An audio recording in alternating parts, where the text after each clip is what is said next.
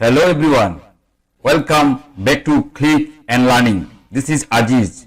I came back with new lesson, that is how to use such as and as in sentences.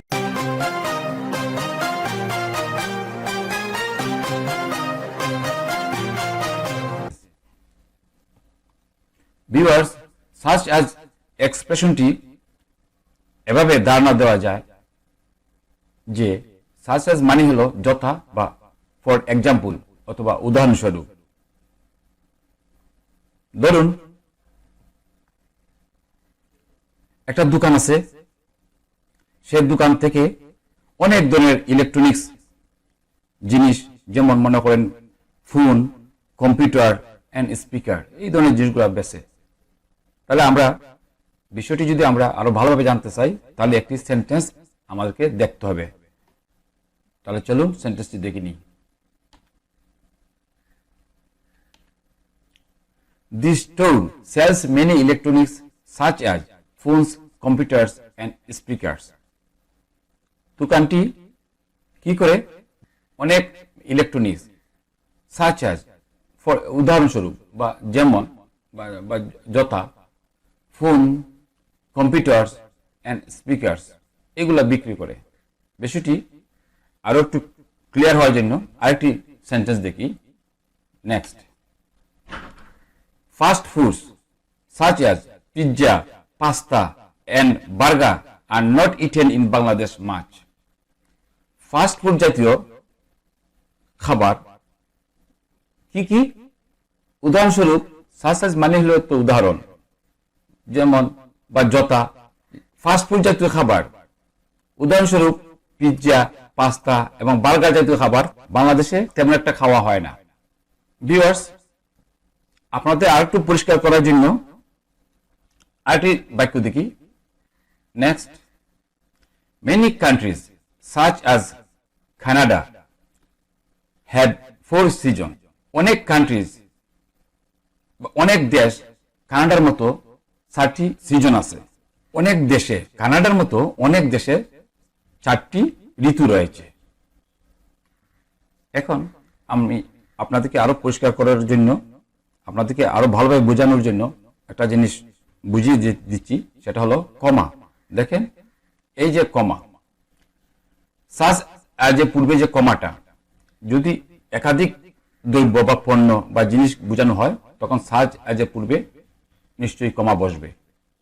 আর যদি একটা জিনিস বোঝানো হয়, যেমন একটা জিনিসকে আমরা উদাহরণ হিসেবে ধরি, যেমন many countries such as Canada, যেমন এখানে কানাডাকে ধরা হয়েছে, অর্থাৎ একটা দেশ বা একটা জিনিস, তখন এই যে সাচ অ্যাজ এ পূর্বে কোনো কমা দেওয়ার প্রয়োজন নেই। আশা করি বুঝতে পেরেছেন। এখন আমরা অ্যাজ সাচ এক্সপ্রেশনটি বিস্তারিত জেনে নিব। অ্যাজ সাচ মানে হলো সেই মতো বা সেই হিসাবে। ধরুন আমি একজন ছাত্র, আমি ছাত্র হিসেবে নিয়মিত লেখাপড়া করা উচিত।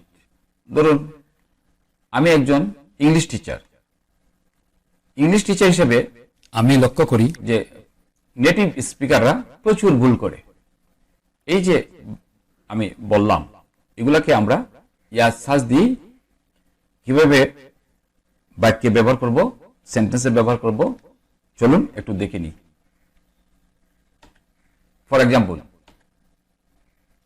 I am a student, as such I should study regularly. এখানে দেখেন এই যে as such এর পূর্বে একটা নাউন রয়েছে, a student। এই a student মানে হলো as a student। এখানে আমরা রিপিটেটিভ হিসেবে আমরা, অর্থাৎ পুনরাবৃত্তি হিসেবে আমরা এটাকে অনুবাদ করব। I am a student, as such I should study regularly.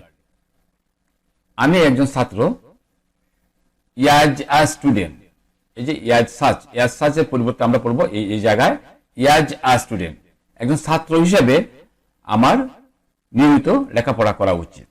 বিষয়টি আরো বিস্তারিত বোঝার জন্য চলুন আরেকটি সেন্টেন্স দেখে নিই। I am an English teacher and as such I notice a lot of mistakes native speakers make. I am an English teacher.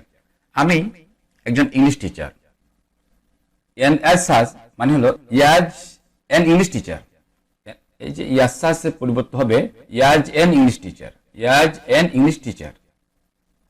একজন ইংলিশ টিচার হিসেবে আমি লক্ষ্য করি নেটিভ স্পিকাররা অনেক ভুল করে।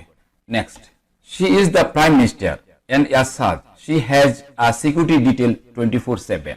এখানে দেখেন এই যে as such এর পূর্বে রয়েছে the prime minister, এই the prime ministerের জায়গায় পড়তে হবে আমাদেরকে as the prime minister, as the এই যে as such এর জায়গায় as the prime minister পড়তে হবে। যেমন she is the prime minister and as such she has a security detail 24/7। তিনি একজন প্রধানমন্ত্রী, একজন